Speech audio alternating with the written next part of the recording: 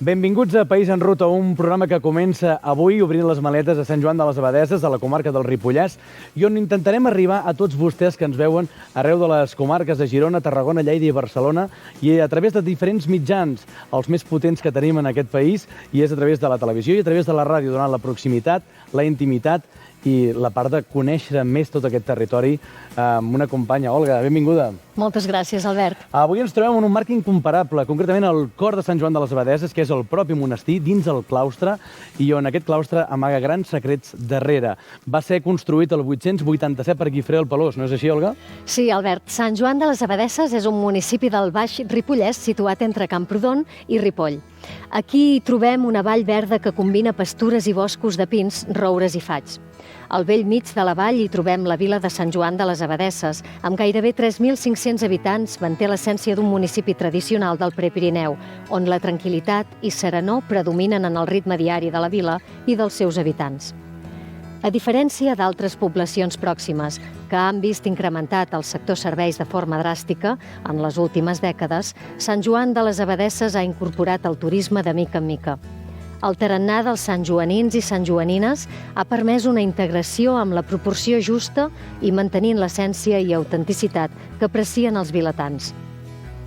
La gran riquesa cultural, arquitectònica, paisatgística i social de la vila la converteixen en un indret únic amb 1.000 racons per descobrir.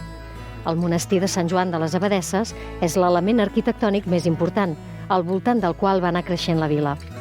Aquest fou fundat l'any 887 per Guifré el Pelós, qui va posar la seva filla Emma al capdavant de la comunitat benedictina.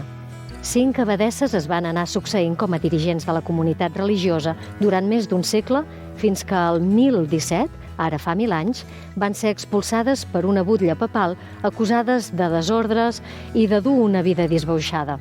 Monjos augustinians i benedictins les van succeir i van treballar per mantenir i augmentar el prestigi del monestir al llarg dels anys.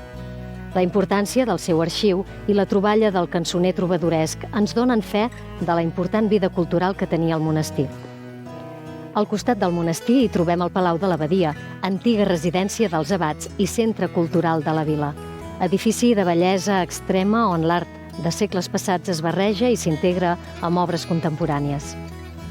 La situació de Sant Joan de les Abadesses, a peu dels Pirineus, fan del municipi un destí de neu o d'esports d'aventura.